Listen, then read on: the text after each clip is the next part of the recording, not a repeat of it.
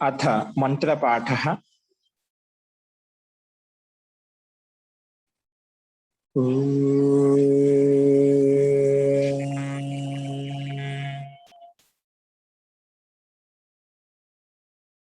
सहनावतु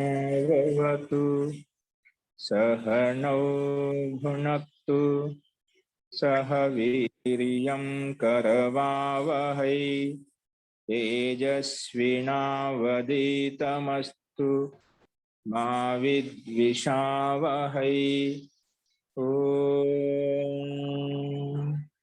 शांति शांति शांति।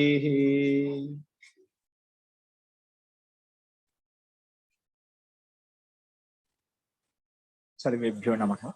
అందరికీ నమస్కారం అండి। నిన్న చెప్పిన పాఠంలో ఎదురైన సందేహాలు ఉన్నాయండి?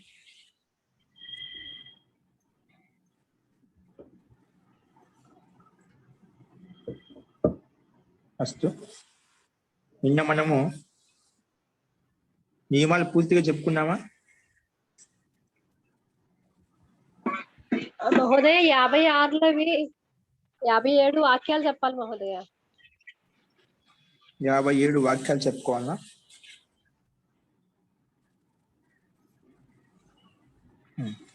సరే, నిన్న అభ్యాసం 56లో ఉన్నటువంటి వాక్యాలు చూసాము।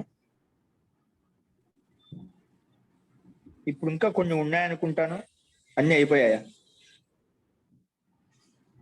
నిన్న ఆన్సర్స్ మొత్తం చెప్పుకున్నామా? 56లో ఉన్నటువంటి అభ్యాసంలో ఉన్నటువంటివి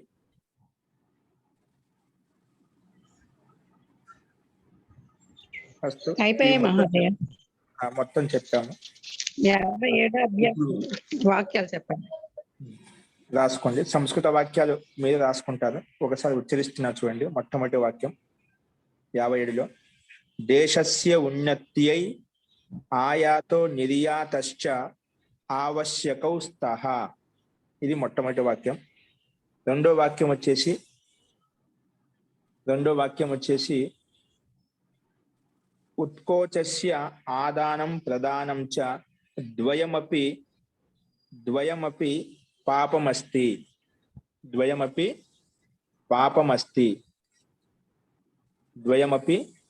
పాపమస్తి। ఉత్కోచః స్క్రీన్ మీద కనిపిస్తున్నాడు।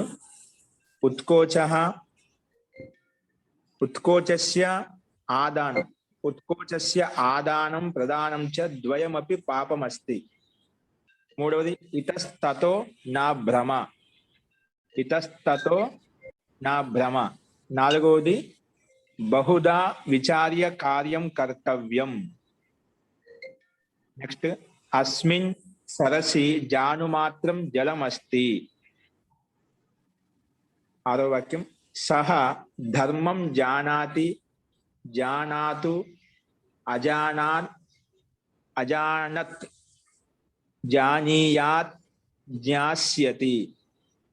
ఆత్మ పదంలో ఇక్కడ చూపించాడు, జానీతే జానీతాం అజానీత జానీత జ్ఞాస్యతే వా, ఇది పరస్పరం ఆత్మీయపదంలో జ్ఞాధాతుకి। నెక్స్ట్, ఏడవ వాక్యం, సహా ప్రతిజానీతే యత్ సదా సత్యం వక్ష్యతి। సహ ప్రతిజానీతే యత్ సదా సత్యం వక్ష్యతి। నెక్స్ట్, రాజా చోరం అవజానాతి।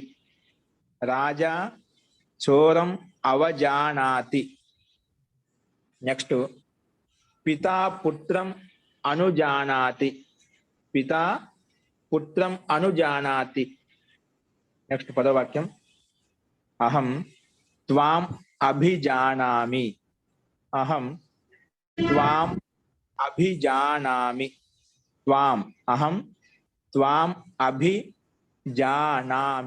అభిజానామి। అస్తు, ఇవి మనకు సంస్కృత వాక్యాలు, ఒకసారి మీరు చూసి రాయండి అన్ని। ఇప్పుడు తెలుగు వాక్యాలు రాసుకోండి।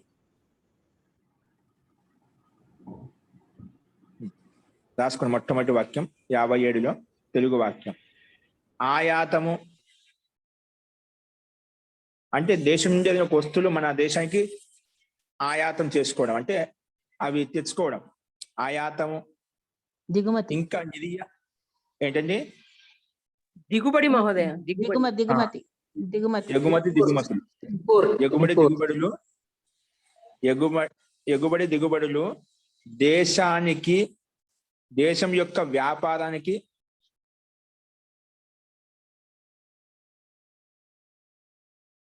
ఎగుమడి దిగుబడుల వల్ల దేశం యొక్క వ్యాపారం ఉన్నతి చెందుతుంది అదండి. దిగుబడి వల్ల దేశం యొక్క వ్యాపారం ఉన్నతి చెందుతుంది. మహోదయ ఎగుమతి దిగుమతి మహోదయ, ఎగుమతి దిగుమతి. సరే అలాగే రాసుకోండి. ఎగుమతి దిగుమతి వల్ల దేశం యొక్క వ్యాపారం ఉన్నతి చెందుతున్నది. దేశం యొక్క వ్యాపారం ఉన్నతి చెందుతున్నది. ఇంకా దాంట్లోనే ఇంకా వస్తువుల యొక్క వినిమయం కూడా అవుతున్నది. అంటే వినిమయం అంటే అది మారుతూ ఉంటాయంట వస్తువు. ప్రతిసారి ఎప్పుడు ఒకటే ఉందా? అది ప్రతి జనరేషన్ లో వస్తువు మారచ్చు, పదార్థాలు మారచ్చు, చాలా రకరకాల మారుతూ ఉంటాయంట. అందుకే వస్తువుల యొక్క వినిమయం కూడా మారిపోతుంది, మార్పులు వస్తున్నాయి వస్తువులలో. వస్తువుల యొక్క వినిమయం కూడా మారుతున్నది. అస్తు ఇది ఎగుమతి దిగుమతి దేశం యొక్క వ్యాపారానికి ఉన్నతిని ఇస్తున్నాయి. నెక్స్ట్ వస్తువుల యొక్క వినిమయం కూడా మారుతున్నది. రెండో వాక్యం, ఈ పోస్ట్ మ్యాన్ నా 3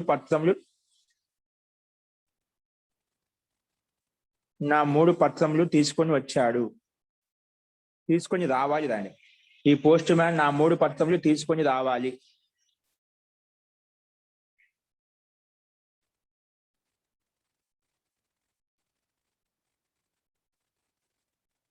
దేశం యొక్క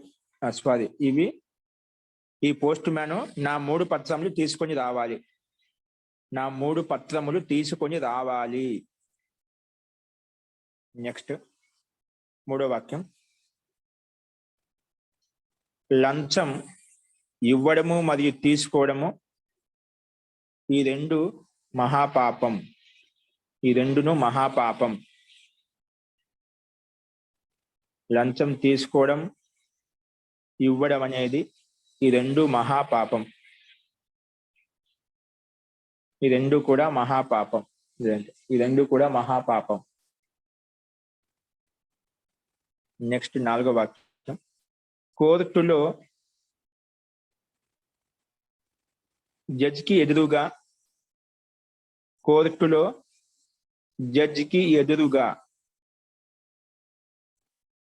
వకీల్ తర్కం చేస్తున్నాడు.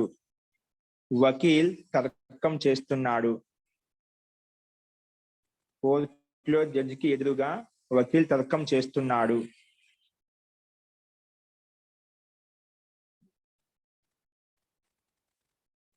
చేస్తున్నాడు. నెక్స్ట్ ఐదో వాక్యం, వాది ప్రతివాది మీద అభియోగం చేస్తున్నాడు, అంటే కేసు పెడుతున్నాడు. వాది ప్రతివాది మీద అంటే వ్యక్తి ఆ ప్రతిద్వంద్వి మీద కేసు పెడుతున్నాడు, అభియోగం చేస్తున్నాడు. వాది ప్రతివాది మీద అభియోగం చేస్తున్నాడు అంటే కేసు పెడుతున్నాడు. మహోదయ లగాయా ఉంది కాబట్టి చేశాడు రాసుకోవాలా? ఏంటండి?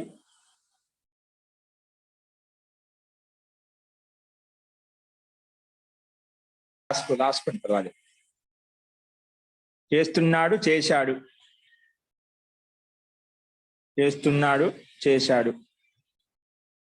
ఇక కృదాత్మ పెంచి రాయండి. 2 రాయండి. చేస్తున్నాడు, చేశాడు.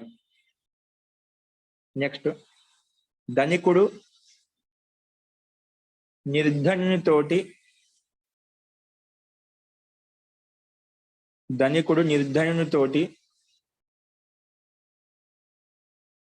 ధనము మరియు లంచము తీసుకుంటున్నాడు. ధనము మరియు వడ్డీ తీసుకుంటున్నాడు. లంచం కాదు, వడ్డీ తీసుకుంటున్నాడు. ధనికుడు నిర్ధనునితోటి ధనము మరియు వడ్డీ తీసుకుంటున్నాడు. ధనం మరియు వడ్డీ కూడా తీసుకుంటున్నాడు.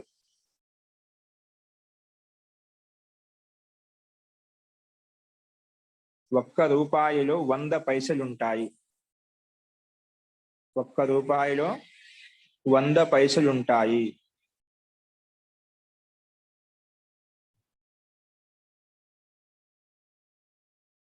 నెక్స్ట్,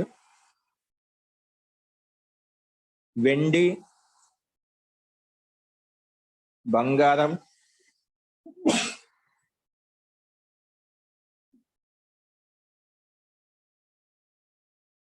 వెండి, బంగారం, అసలిపి నాణ్యాలు, నాణ్యం,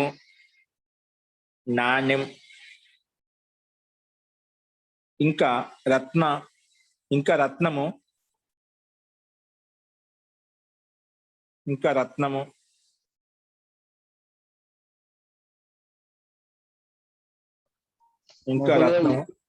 చెప్పరా కొంచెం, ఎందుకంటే కట్ అయింది నాకు కనెక్షన్. ఏంటండి? 8వ మళ్ళా చెప్పరా అని అడుగుతుంది. రాసుకోండి. వెండి, బంగారము, అసలిపి నాణ్యములు. అప్పుడు నాణ్యములు అని చెప్పా. నాణ్యము, వెండి, బంగారము, నాణ్యములు బహువచనం రాయండి. నాణ్యములు, ఇంకా రత్నములు, బహుమూల్య వస్తువులు.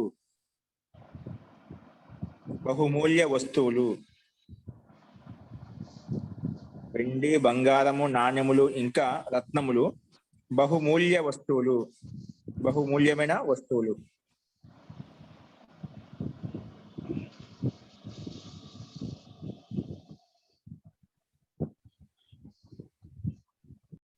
ఆ ప్రాధ్యాపకుడు, నెక్స్ట్, ఆ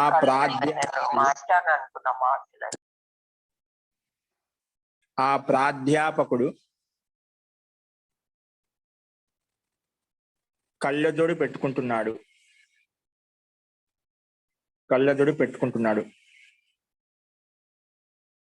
ఆ ప్రాధ్యాపకుడు కళ్ళజోడు పెట్టుకుంటున్నాడు. మహోదయ, ప్రాధ్యాపక అంటే ఎవరు?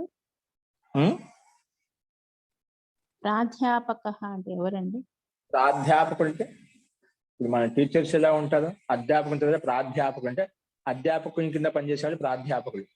ప్రొఫెసర్ ప్రాధ్యాపక అంటే అదే ఉన్నత స్థితిలో ఉన్న వాళ్ళు అలా తీసుకోవచ్చు. అంటే ప్రిన్సిపల్ చెప్పుకోవచ్చు. అంటే సామాన్యంగా దానికి ఇతని కాదు, రకరకాలు చెప్తూ ఉంటారు. ప్రాధ్యాపకులు ముఖ్యంగా ఉండే వ్యక్తిని తీసుకుంటారు. ఇప్పుడు సామాన్యంగా వీళ్ళు అంతే ఉంది, మా కాలేజీ పనిచేసే ప్రాధ్యాపకులు అంటే సహజంగా చెప్పేస్తుంటే ముఖ్యమైన వ్యక్తి ప్రాధ్యాపక ప్రొఫెసర్స్ అని చెప్తున్నారా ప్రభాకర్ శాస్త్రి గారు. అలాగే అధ్యాపకులు, ప్రాధ్యాపకులు. ఇది వక్త ఏ రకంగా వాళ్ళని ఉపయోగిస్తున్నారు, వాళ్ళని ఏ రకంగా గౌరవిస్తున్నారు చూసి దాన్ని బట్టి మనం తీసుకుంటాం. అస్తు. సో ఏదైనా రాసుకోండి, ప్రొఫెసర్ కానీ దాంట్లో ఉండే ముఖ్య లెక్చర్స్ కానీ ఏదైనా తీసుకోండి. అస్తు. ఆ మంచం ఇక్కడ పెట్టు.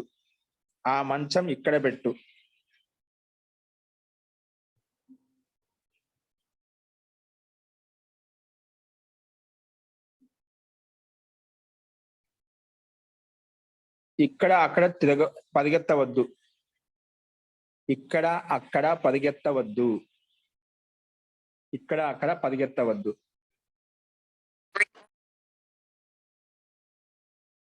నెక్స్ట్, నీవు ఎక్కడి నుంచి వస్తున్నావు?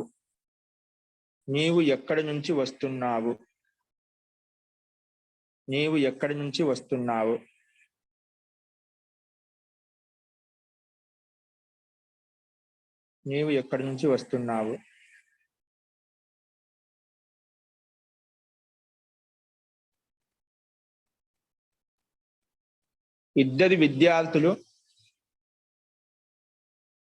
విద్యార్థులు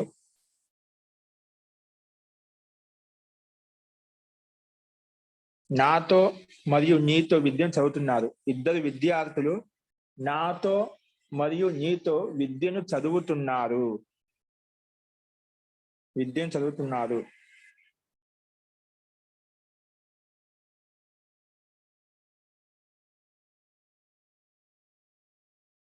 నెక్స్ట్ అండి,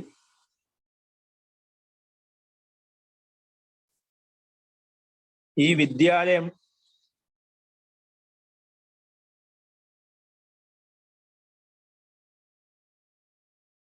ఈ విద్యాలయానికి రెండు వైపులా ఈ విద్యాలయమునకు రెండు వైపులా మరియు గ్రామానికి నాలుగు వైపులా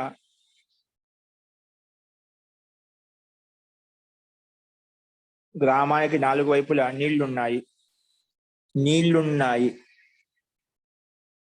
ఈ విద్యాలయానికి రెండు వైపులా మరియు గ్రామానికి నాలుగు వైపులా నీళ్లున్నాయి.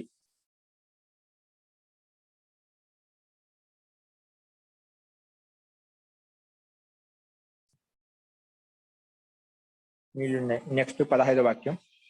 సత్యము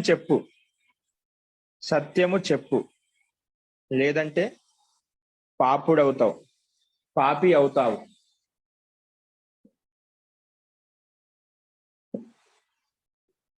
సత్యం చెప్పు లేదంటే పాపాత్మ అవుతావు లేదా పాపివి అవుతావు.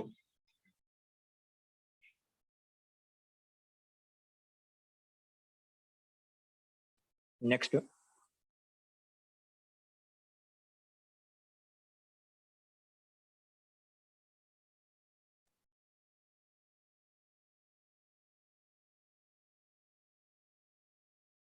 పాఠకుడు అంటే చదివేవాడు. 2 సార్లు 3 సార్లు పాఠకుడు. మహోదయ మీరు మార్చి చెప్పారా? మీరు మార్చి చెప్పారా వాక్యం? అవునండి. అస్- పాఠకుడు 2 సార్లు 3 సార్లు 4 సార్లు 5 సార్లు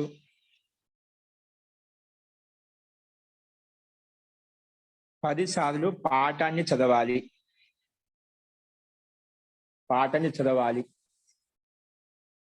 ఏదైనా ఒక పాఠం మనకు అర్థం కాలేదంటే దాన్ని మళ్ళీ చదివామంటే ఇంకో కొంచెం అర్థం అవుతుంది, మళ్ళీ చదివామంటే ఇంకో కొంచెం అర్థం. అట్లా చదివితే చాలా లోతుగా అర్థం అవుతుంది. నేను ఒక విషయం, గంభీరమైన విషయాలు ఉంటాయి కదా, గణితం కావచ్చు, అర్థం కాని చెప్పు అది అర్థమయ్యేంత వరకు మనం ప్రయత్నం చేస్తూ ఉంటే ఖచ్చితంగా అర్థం అవుతుంది. ఏదైనా కూడా ఒకసారి చదివితే 2 సార్లు చదివితే రాదండి ఏదైనా విషయం కూడా.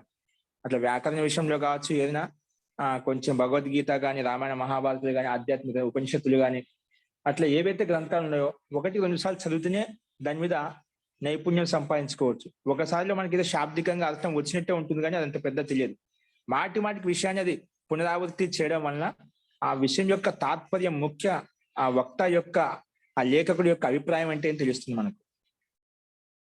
అస్తు, అందుకే మాటి చదువుతున్నవి అధ్యాపకులకైనా విద్యార్థులైనా కూడా.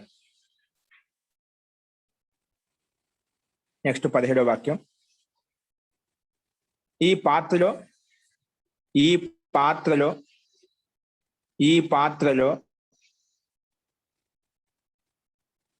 ముష్టి నిండా అన్నం ఉంది. ముట్టిబర్ అన్నం ఉంది. ముట్టి అంటే ముష్టి అంటాం కదా, అంటే చేతి నిండా హస్తబర్ అంటాము. పిడికిలి నిండా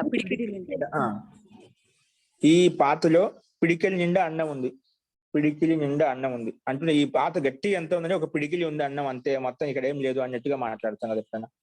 ఈ పాత్రలో పిడికిలి అన్నం ఉంది.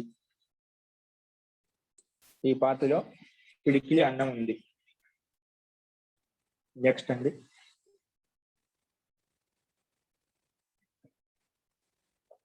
ఇక్కడ నడుము వరకు నీళ్లున్నాయి.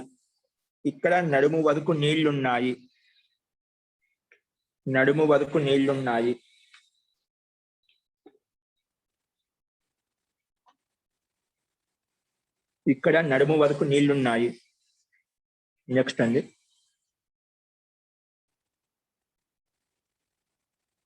ఇక్కడ నడుము వరకు నీళ్లున్నాయి.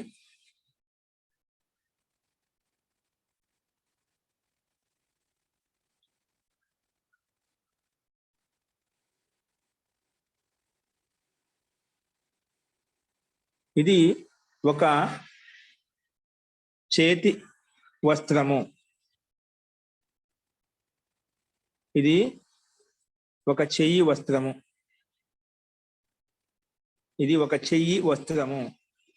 అయినా కొలుస్తూ ఉంటారా, రకరకాలు తీసుకోవద్దు దీని అభిప్రాయాన్ని. ఇది ఒక చేతి వస్త్రము. ఒక చేతి వస్త్రము. ఇది ఒక చేతి వస్త్రము.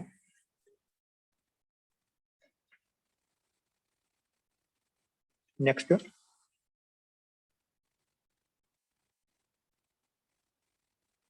దేవుడు రాము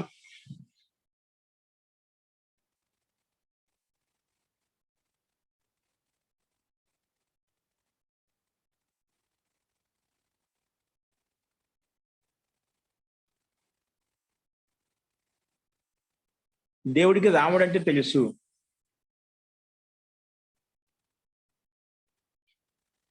దేవుడికి రాముడు అంటే తెలుసు.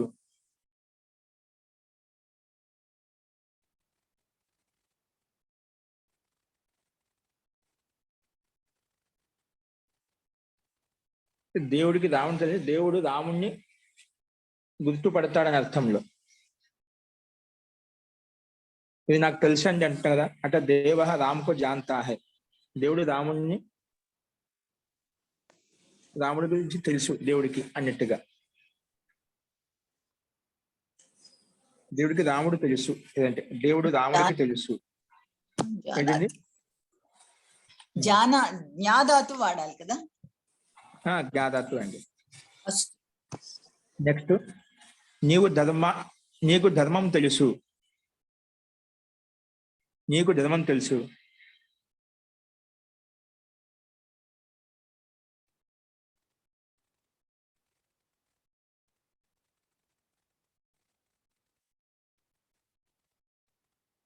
నేను సత్యం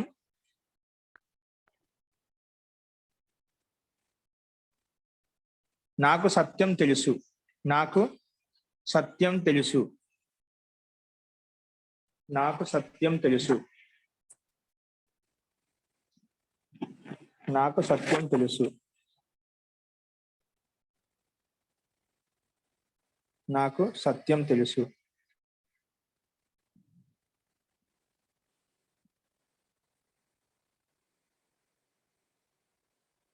నాకు సత్యం తెలుసు. నెక్స్ట్,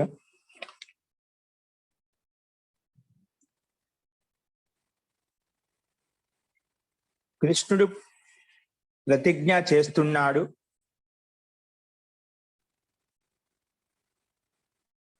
కృష్ణుడు ప్రతిజ్ఞ చేస్తున్నాడు. ఏం చేస్తున్నాడంటే, నేను ఎప్పుడు కూడా అబద్ధము చెప్పను. కృష్ణుడు ప్రతిజ్ఞ చేస్తున్నాడు. ఏం చేస్తున్నాడంటే, నేను ఎప్పుడు కూడా అబద్ధం చెప్పను.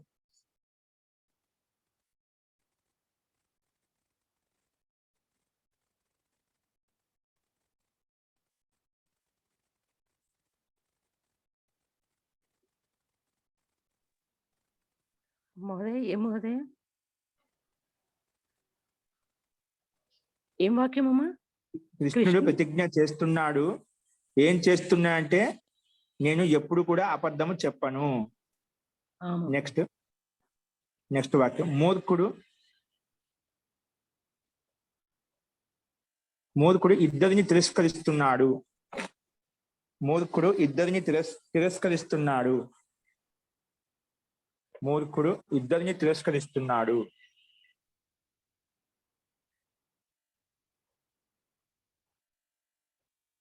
మూర్ఖుడు ఇద్దరిని తిరస్కరిస్తున్నాడు. నెక్స్ట్ వాక్యం,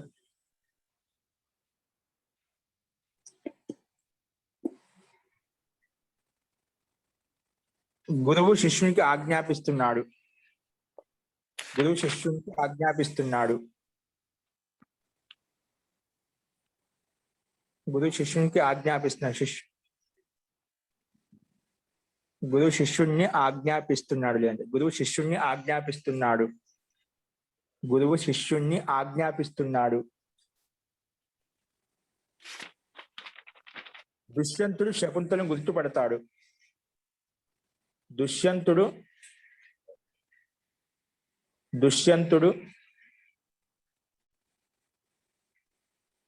శకుంతలను గుర్తుపడతాడు.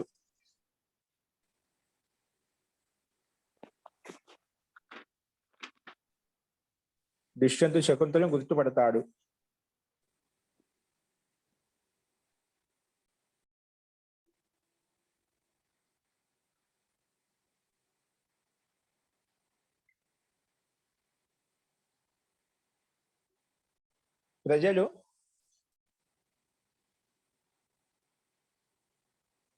ప్రజలు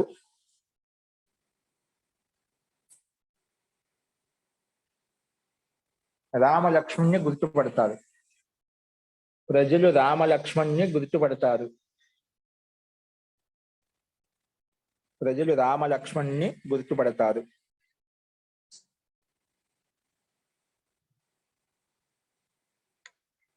నెక్స్ట్ వాక్యం.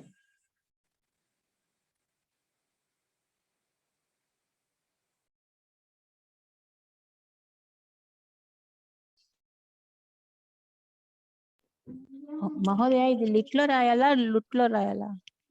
హ్మ్? లుట్లో రాయాలా లిట్లో రాయాలా? ఇది గుర్తుపడతాడు. లుట్టు కదా? గుర్తుపడతాడు భవిష్యత్ కాలంలో రాయండి. అదే గుర్తుపడతారు, వాళ్ళు గుర్తుపడతారు కదా, అది వర్తమాన కాలం ప్రజెంట్ గా గుర్తుపడతారా? రాముని గుర్తుపడతారు అంటే వర్తమాన కాలం రాయొచ్చు. గుర్తుపట్టాలని కదా, గుర్తుపడుతున్నారు వర్తమాన కాలం రాయండి. వర్తమాన కాలం రాయండి. మనం చెప్పిన వాక్యం ప్రకారం గుర్తుపడతారంటే గుర్తుపట్టలేదు, ఇంకా గుర్తుపడతారు అంటున్నాం. రామలక్ష్మణుని గుర్తుపడతారు కాబట్టి లట్లకారము ల్యుట్లకారం భవిష్యత్ అద్యతన భవిష్యత్ కాలం రాయండి. లట్టు అద్యతన భవిష్యత్ కాలం. లట్టు ల్యుట్టు. నెక్స్ట్.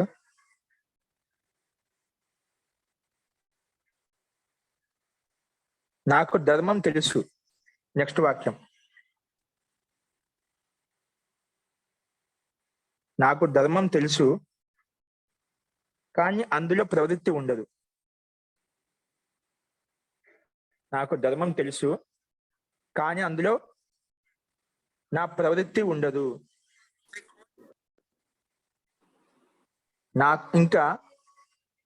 ఇంకా నాకు అధర్మం కూడా తెలుసు.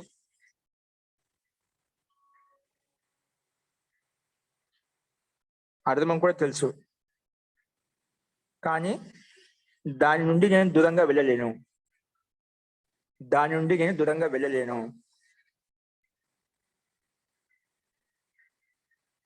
అని దుర్యోధనుడు చెప్పాడు.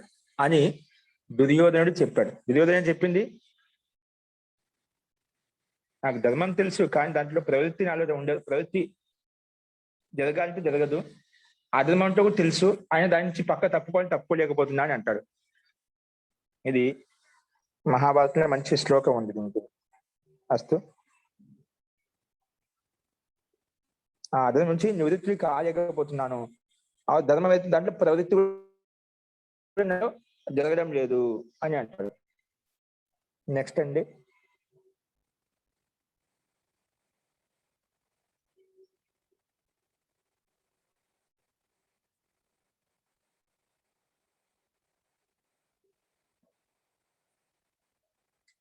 ఎప్పుడైతే నెక్స్ట్ వాక్యం. ఎప్పుడైతే రామలక్ష్మణులు శూర్పణఖ యొక్క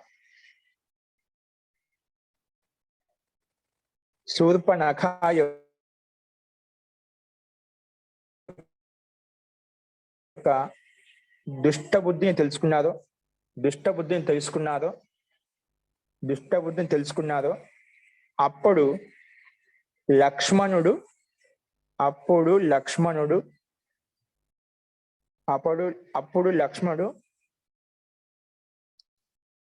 ఆమె ముక్కును కోసివేశాడు.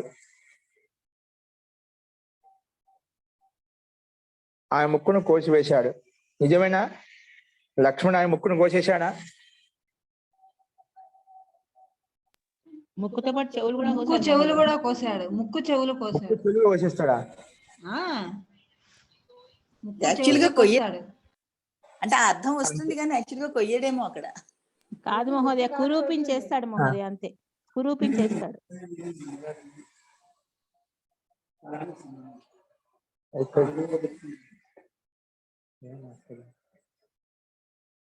చూస్తాను క్లాస్ అయిపోయినా.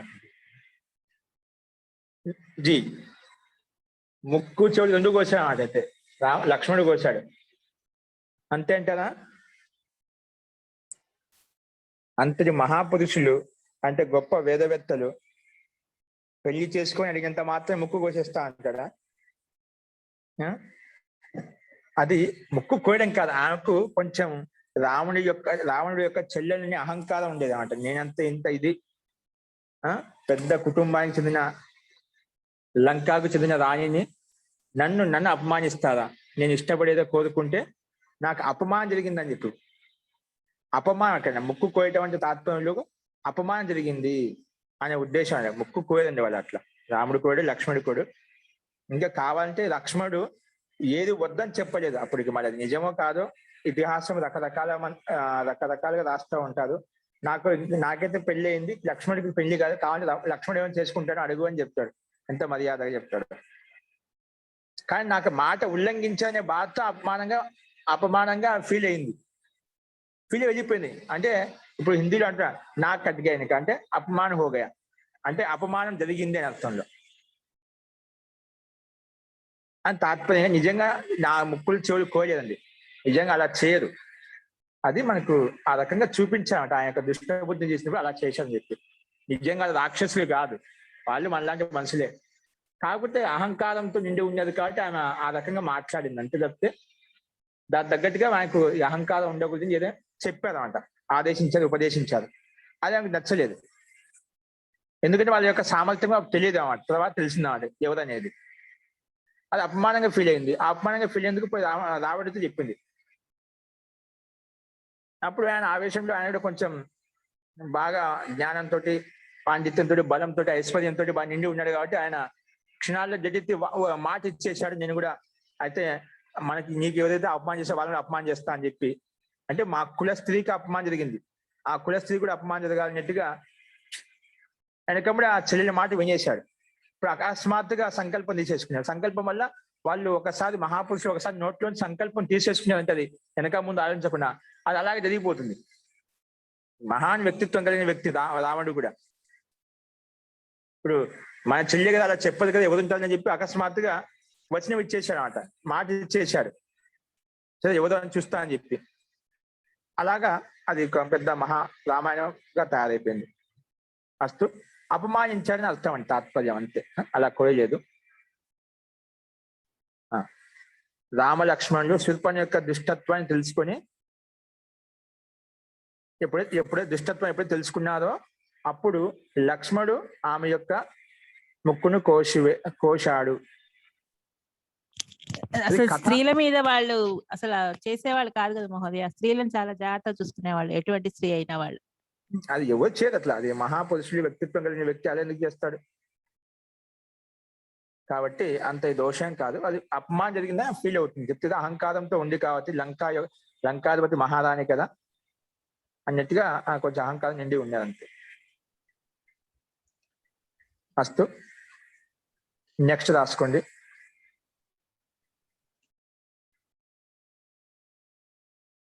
కొన్ని రోజులలో నేను మహోదయ ఈ సెంటెన్స్ పూర్తి కాలేదు మహోదయ. నాకు కోసేసాడు, ఇంకేం చేయాలి?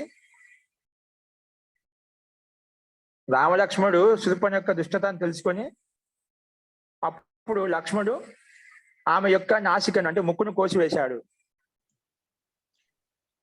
మహోదయ క్షమ్యత మహోదయ, అందుకు కాదు మహోదయ వాళ్ళ కోపం వచ్చింది. సీతను చంపడానికి పోతుంది ఆవిడ, తినడానికి వెళుతుంది. సీతను తినడానికి వెళుతుంది అని చూపిస్తారు. అదే కథ కొంచెం రోచకంగా ఉండాలి కదా, ఆ రకంగా చూపించాడు. అలా ఆ, అలా అందుకే అలాంటి శిక్ష వేయడం జరుగుతుంది మహోదయ. మనం కావాలంటే మనం ఎలాగైనా మార్చుకోవచ్చు, కానీ అందులో ఉన్నది మాత్రం అంత మాత్రమే. అదే చెప్తున్నా, ఒక్కొక్క కవి ఒక్కొక్క రకంగా ఉల్లేఖించాడు, నేను కాదని లేదు. ఇప్పుడు అలా వాస్తవంగా అలా కాదు. నేను చెప్పిన ప్రకారంగా వాళ్ళు, ఎందుకంటే మహాన్ పురుషులు, అలాంటి మహా వ్యక్తిత్వం కలిగిన వ్యక్తులు అలాంటి పనులు ఎందుకు చేస్తారు? ఒక స్త్రీని కూడా, అది కూడా మహోదయ, అన్నిటికన్నా ముఖ్యంగా ప్రారంధ కర్మ మహోదయ. అదే ప్రారంభ కర్మ ఉంది చెప్తుందా. ఇలా జరగడము, ఆయన ఆవేశంలో ఆయన మాట ఇవ్వడము చెల్లెలికి, ఆ చెల్లి ఆ మాట ప్రకారంగా వెళ్ళాము. చెప్తే వాళ్ళలోంచి మహాపురుషులకు నోట్లోంచి ఒక మాట జారిందంటే అది జరిగిపోవాల్సిందే. ఇంకా ఎన్నిక తీసుకోదన్నమాట, అది ఎన్నిక రాదన్నమాట, ఆ పని జరిగిపోతుందట. ప్రారంభం ఆ రకంగా ఉంది. సమాజానికి ఒక శిక్షణ ఇవ్వాలనుకుంటూ ఉన్నారు, అది విధి విధానానికి. అంటే అలా అకస్మాత్ అన్ని అనుకోకుండా జరిగిపోతాయి అన్నమాట. లేకపోతే అసలు అలాంటి బుద్ధి దుర్యోధనికి అసలు లేదు, ఇలా ఆ పరిస్థితిని అపహారం చేయాలని చెప్పి. ఆ మాట ఇచ్చేసాడు, ఆయన నోట్లోంచి మాట జరిగిపోయింది, ఖచ్చితంగా చేయాలి. తర్వాత అన్ని జరిగిపోయాయి అన్నమాట అనుకోకుండా. అందులోనూ ముందు లక్ష్మణుడు చేసినట్టు వెనకడుగు ఇంకోటి ఉంది వేయదన్నమాట. మహోదయ. లక్ష్మణుడు ఇంకొక రకం.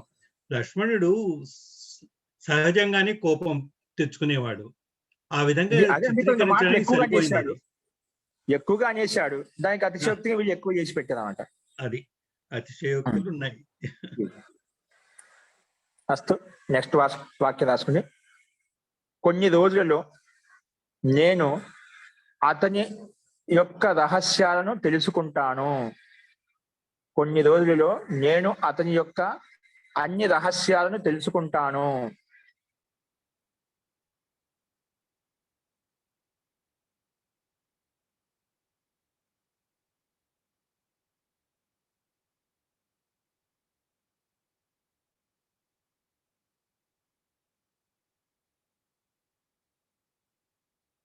కొన్ని రోజులు నేను అతని యొక్క అన్ని రహస్యాలను తెలుసుకుంటాను.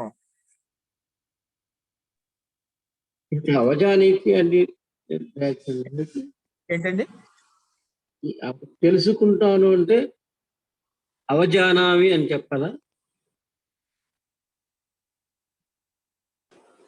అనద్యతన భవిష్యత్తు జాదాతులు ఉపయోగించదు, అవసరం లేదు. జానామి కాకపోతే ఇకేంటి, తెలుసుకుంటాను. భవిష్యత్తు లుట్టులకా రాయాలి.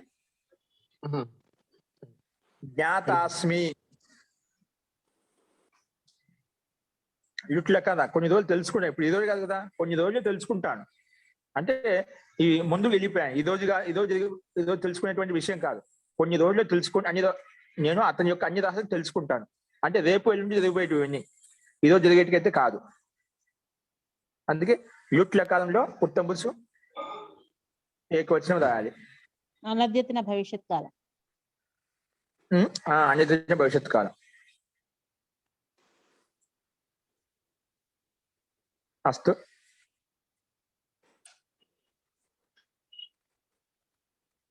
ఏమీ తెలియటం లేదు.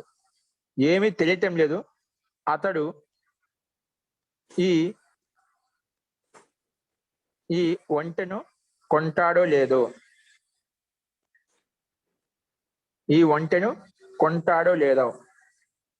ఏమీ తెలియటం లేదు, అతడు ఈ ఒంటెను కొంటాడో లేదో. అంటే ఇప్పుడు అద్భుతమైన భవిష్యత్ కాలం ఉపయోగించరాలి. ఏమీ తెలియడం లేదు,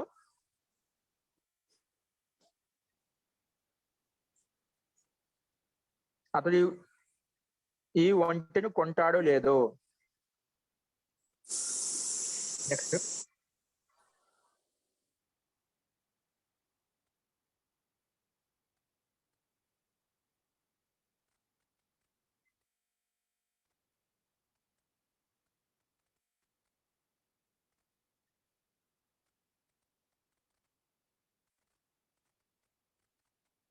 నీవు, నెక్స్ట్ వాక్యం, నీవు మా ఇద్దరిని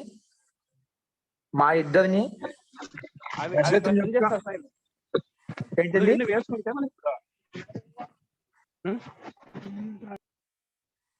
నీవు మా ఇద్దరిని దశరథుని యొక్క పుత్రులని తెలుసుకో. నీవు మా ఇద్దరిని దశరథుని యొక్క పుత్రులు అని తెలుసుకో. దశరథుని యొక్క పుత్రులు అని తెలుసుకో. అని అని ఆ విధంగా లక్ష్మణుడు హనుమంతునితో చెప్పాడు. నీవు మా ఇద్దరిని దశరథుని యొక్క పుత్రులని తెలుసుకో అని లక్ష్మణుడు హనుమంతునితో చెప్పాడు.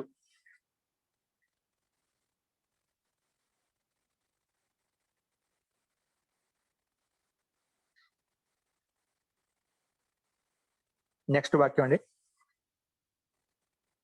నీవు విశ్వసనీయుడివి, నీవు విశ్వసనీయుడివి.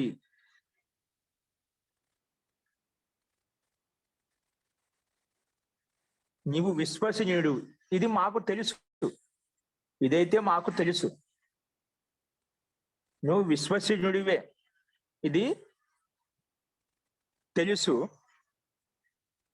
ఇది మాకు తెలుసు, ఇది మాకు తెలుసు. కానీ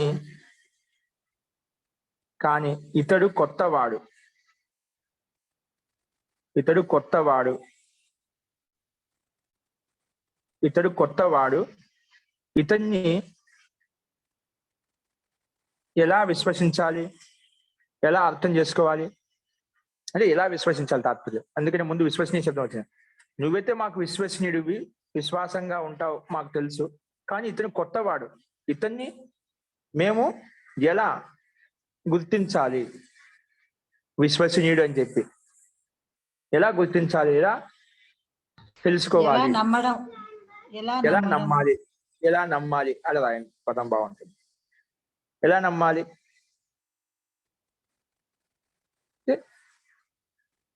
ఎలా నమ్మాలి, ఇదే జాదాతుని ఉపయోగించి రాయాలండి.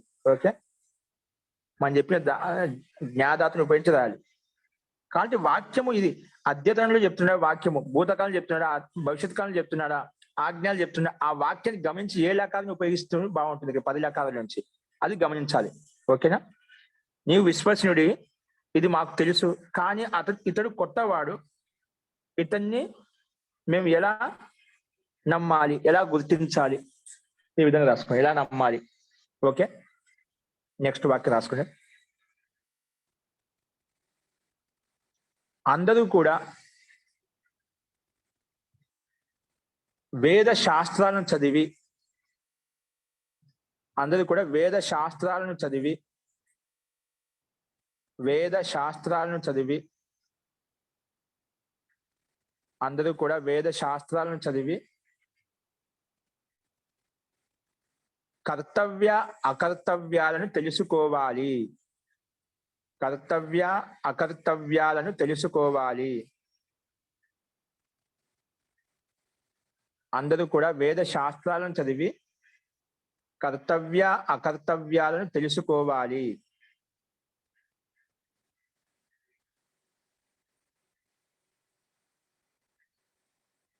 నెక్స్ట్,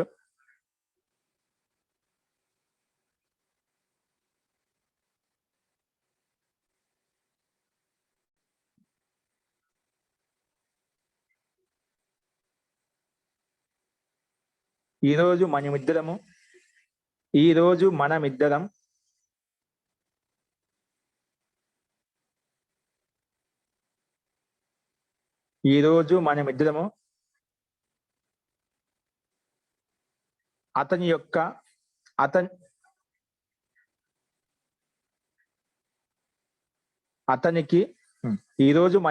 అతనికి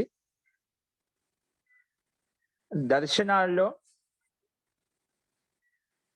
ఉండే విద్వత్తును తెలుసుకున్నాము. ఈరోజు మనమిద్దరము అతనికి దర్శనాల్లో ఉండే విద్వత్తును తెలుసుకున్నాము. దర్శనాల్లో ఉండే విద్వత్తును తెలుసుకున్నాము.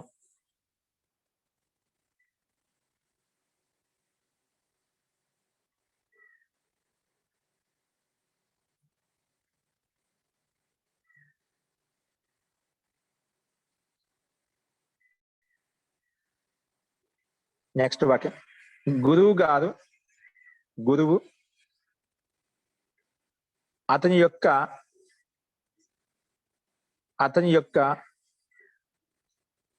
దుష్టత్వాన్ని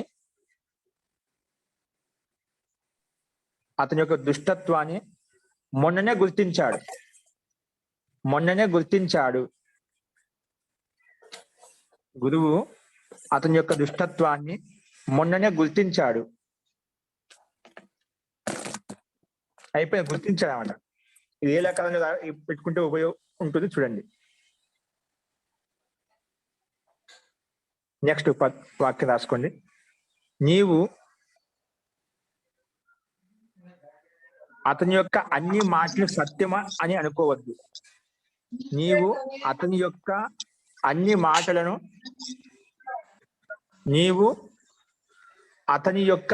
మాటలను సత్యం అనుకోవద్దు.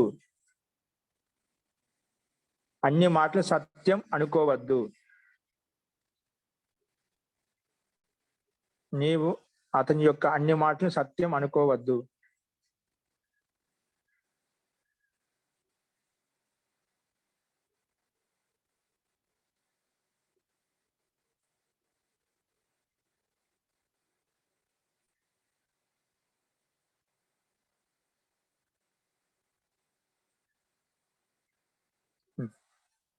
నెక్స్ట్ అంతిమ వాక్యం రాసుకోండి. ఒకటి పై రాసుకునే నీవు అతని యొక్క అన్ని మాటలను సత్యం అని అనుకోవద్దు. సత్యం అనుకోవద్దు. అస్తు. నెక్స్ట్ ఒకవేళ స్వామి దయానంద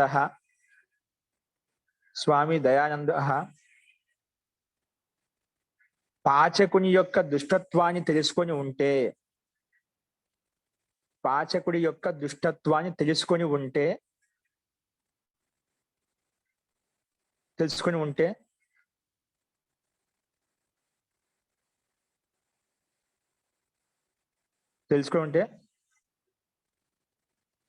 విషపానం తోటి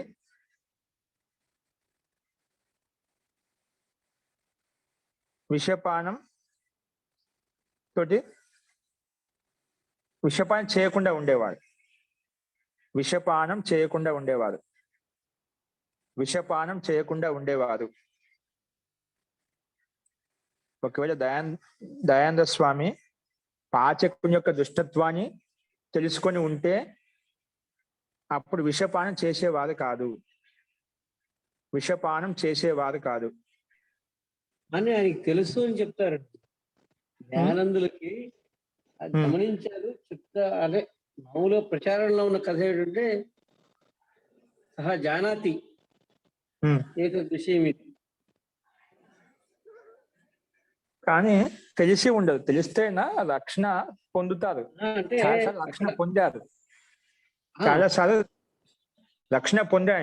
ఎన్నోసార్లు విషయం ఇచ్చారు. అప్పుడు నౌలిక క్రియ చాలా క్రియలు తెలుసు కాబట్టి వాళ్ళు వ్యాయామ పరంగా శారీరక పరంగా కొన్ని క్రియలు ఉన్నాయి. దాంతో విషయాన్ని పైకి కక్కేవాడు. కానీ ఇప్పుడు మహాపురుషులు ఏంటంటే ఎప్పుడు నన్ను ఎవరు చంపుతానో అలాంటి ధోరణులు ఉండదు. నేను ఎప్పుడు ఏ రకంగా పనిచేయాలి, సమాజానికి ఉపయోగపడే వాళ్ళ చింతనంతా ఎల్లప్పుడు సమాజం మీద ఉంటుంది. అప్పుడు ఆయన వేద భాష రాసేవారు. ఎల్లప్పుడు దాని మీద కాన్సన్ట్రేషన్ ఉన్నాయట. ఇప్పుడు నాకు ఎవరు పెడుతున్నారు, ఏం పెడుతున్నారు, ఏమి ఇస్తున్నారు, అలా అని వాళ్ళ చావు మీద వాళ్ళకి అంత ఇదిగా ధ్యాస ఉండదు అన్నమాట. ఆ మోహమే లేదు చావు మీద. కాబట్టి ఒక నమ్మకంగా ఎన్నో ఏళ్ళ నుంచి పని చేస్తూ ఉన్నాడు. అప్పుడు ఎట్లా నమ్ముతాం మా ఇంట్లో ఇప్పుడు ఇలా ఉంటుంది చెప్పి? ఇంటి దొంగ ఈశ్వరుడు పట్టుకోలేదు అని సామెత చెప్తాం కదా. అట్లా ఆయన ధోరణిలో ఉండాలి. బయటికి పోతే సతర్కంగా సావధానంగా ఉంటాడు. ఇప్పుడు ఎన్ని నుంచి పనిచేసే వ్యక్తి వంటవాడు దాంట్లో విషయం కల్పిస్తాను ఎవరు నమ్ముతారు? అంటే దాన్ని పెడితే కాన్సన్ట్రేషన్ పెడితే తెలుస్తుంది. అంటే అతని మీద కాన్సన్ట్రేషన్ లేదు, మొత్తం ఆయన సబ్జెక్టు మీద ఏదో వేద భాష మీద ప్రచారం మీద ఆయన ఆ దాంట్లో ఉన్నది కాబట్టి తెలుసుకోలేవు. తర్వాత తాగిన వెంటనే ఏదో ఇది చాలా మధురంగా ఉన్నాయి పాలు అనేటివి, అప్పుడు తెలిసి ఏదో విషయం ఇచ్చాడని చెప్పి తెలుసుకొని అది పంచడం మొదలుపెట్టింది. విషయం అంతా భయంకరం. ఊరికి నోట్లో నాలుగు తగులితేనే అది ఇదైపోతుంది, మనిషి చనిపోతాడు. అటువంటి అఖండ బ్రహ్మచారి కాబట్టి ఆయన కొంచెం బలమైన నమ్మకం, అంటే ప్రాణం మీద అధికారం ఉన్న వ్యక్తి కాబట్టి ఏం చేయలేకపోయింది. అందుకే చెప్పి నువ్వు వెళ్ళిపోయి కంచి వెళ్ళి చంపేస్తారు. అప్పుడు ఎందుకని చెప్పి ఆయన చంపడం ఎందుకు, ఎట్లా ప్రాణం పోయింది, నువ్వు తప్పు చేసావు, చాలా తప్పు చేసావు, నాకు చాలా పని ఇంకా వేద భాషను చేసి రాసిది ఉంది, నువ్వు ఎందుకు అలా చేసావు నేను వెళ్ళి అడిగాను, దానివల్ల ప్రయోజనం ఏం లేదు, వెళ్ళిపోని చెప్పి పంపిస్తాడు. ఇంకా వాళ్ళకి ఉండదు అన్నమాట. అంతే, లేక తెలిసింటేనే ఆయన ఖచ్చితంగా దానికి ఏదో పరిష్కారం ఖచ్చితంగా ఆలోచించేవాడు. అని తెలుసుకోలేక కాదు, వాళ్ళ దృష్టికోణం ఎప్పుడు దీని మీద ఉండేవాట, నన్ను ఎవరు ఏం చేస్తారని చెప్పి. అప్పుడు ధర్మం కోసం ధర్మో రక్షిత రక్షిత అంటాం. ధర్మం కోసం ఆయన ఇంత కష్టపడుతున్నాడు, అప్పుడు ఆ ధర్మాన్ని రక్షించాలి. మరి ఎందుకు రక్షించలేదు? విధాత యొక్క కేల్ అంటే ఆటని అంతవరకు సమాజం అంతవరకు ఉండాలి, అంతవరకు పనిచేయాలి. అది మొత్తం నీ దాయత్వం కాదు అని చెప్పి ఆ విధాత రక్షించలేకపోయింది. రక్షించవచ్చు. ఆయన సమాజం కోసం సమర్పితమై లీనమై ఉన్నాడు. అందుకే లాస్ట్ లో ప్రాణాలు వదిలేసేటప్పుడు కూడా అలా అంటాడు అనమాట మహర్షి దయానంద సరస్వతి. దీపావళి రోజు అందరిని పిలిపించి ఆ విధాత యొక్క లీల అలా ఉంటే నేనేం చేయగలను, ఏం చేయాలి, రక్షించగలుగుతాడు ఆయన. ఏదో ఒక రకంగా ఆయన మార్చగలడమో, నన్ను మార్చడమో, దాన్ని ఆ రకంగా బుద్ధిని ప్రేరేపించవచ్చు. ప్రేరేపించాలంటే అది ఈశ్వరుడే చాలు. నీకు ఇక్కడ నువ్వు చేసిన వారికి అన్ని పనులు చేసావు, నీ అవసరం లేదని చెప్పి పరమాత్మకి ఇష్టం లేదు. అందుకే పరమాత్మ నీ టైం అయిపోయింది, నువ్వు చేసే పని నువ్వు వచ్చేసేయి. ఆ రకంగా ఉండొచ్చు. అంటే విధాత యొక్క లీల ఇలా ఉంటే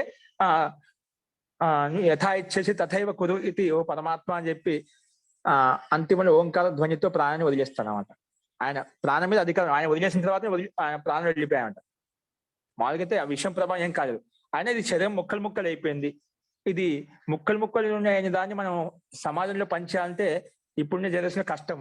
అటువంటిప్పుడు ఈ శరీరం అంతా నాశనం అయిపోయింది కాబట్టి ఇప్పుడు మనం పని చేయలేము. కాబట్టి దేహత్యాగమే ఉత్తమమైందని చెప్పి దేహత్యాగాన్ని వదిలేస్తాడు ఆయన.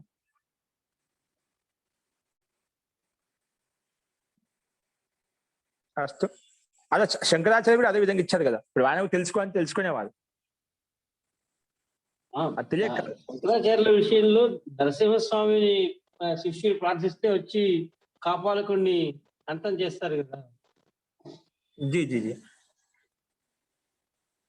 అలా ఉంటున్నమాట. అందుకే వాళ్ళు ఇది పరమాత్మ ఎవరికి ఎలా ఎంతవరకు చేయాలో పని. ఎందుకంటే జాతి ఆయు భోగం అనేది నిశ్చయం అంట. ఇప్పుడు ఆయు కూడా నిశ్చయం అంట. ఎవరికి ఎంత పని చేయాలి అంత పని చేస్తారు. ఇప్పుడు మన ఇదంతా శుభ్రం చేయాలి, ఇదంతా మనసులో మాలిన్యం దూరం చేయాలంటే వాళ్ళ కర్మలు అలా ఉన్నాయి. నువ్వు చేసేదేంటి, వీళ్ళు చేస్తే బాగుంటుంది. కర్మలు ఎవరు అనుభవించేది? వీళ్ళ కర్మలు అయిపోయిన తర్వాత, వీళ్ళ శిక్షణ అయిపోయిన తర్వాత నువ్వు బాగుపరచవచ్చు. వీళ్ళ కర్మ ఇంతే కాబట్టి నువ్వు వచ్చేసి చేయాల్సింది చాలా చేశావు. అందుకే ఆ భగవంతుడు కూడా ఆయన ఏం చేయలేదు అన్నమాట. మనం అందుకని చెప్పి ధర్మో రక్షిత అని చెప్పి దాన్ని మనం నిందించకూడదు. ఇప్పుడు కృష్ణుడు అంటే వాడే వాళ్ళ యాదవ కులంలో ఉండే వంశాన్ని నిలబెట్టలేకపోయాడు. వాళ్ళు ఇచ్చిన శాపానికి అన్ని తెలిసి కూడా వాళ్ళు పరస్పరం ఒకరికొకరు కొట్టుకొని వెళ్ళిపోయి అంతమైపోయిందా కదా. అలాగా కొన్ని అన్ని తెలిసినా కూడా మనం ఏం చేయలేమంట. కొన్ని విధానం అలా ఉంటుంది, కొన్ని కర్మలు అలా ఉంటాయంట. వాళ్ళ కర్మలు అనుభవిస్తే కానీ వాళ్ళకు ప్రాయశ్చిత్తం ఉండదు. కాబట్టి మనం అన్ని చేస్తేలా. అందుకే ఎవరు ఎంత చేయాలో అంత చేస్తే దానికి బాగా ఉంటుంది అన్నమాట.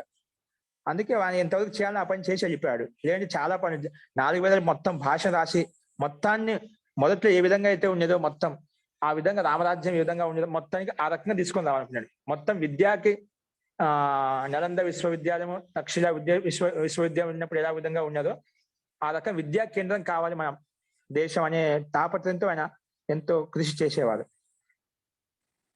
కానీ అది అక్కడితో అంతం అయిపోయింది. అస్తు. అది జరగాల్సింది కొన్ని జరుగుతూనే ఉంటాయి. అది ఎవరు ఊహించని, ఊహకు చెందనిది.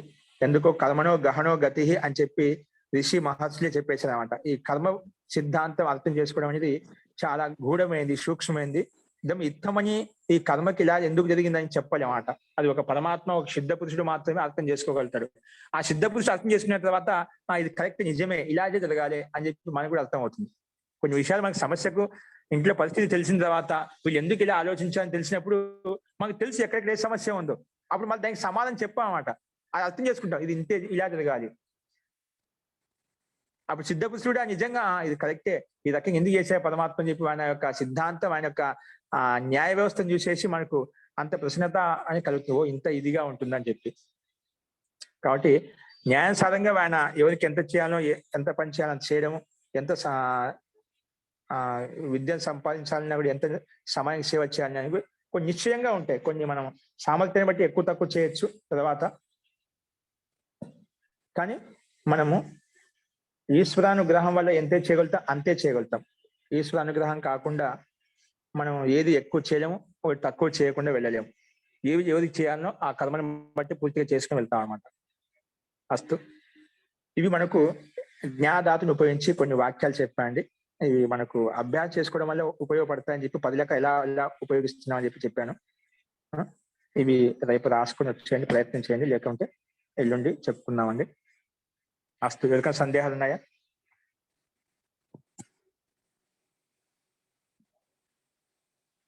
అస్తు.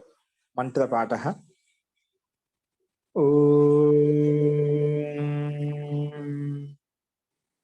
సర్వే భవంతు సుఖినః, సర్వే సంతు నిరామయాః, సర్వే భద్రాణి పశ్యంతు, మా కశ్చిద్ దుఃఖభాగ్ భవేత్. ఓం శాంతి శాంతి శాంతి.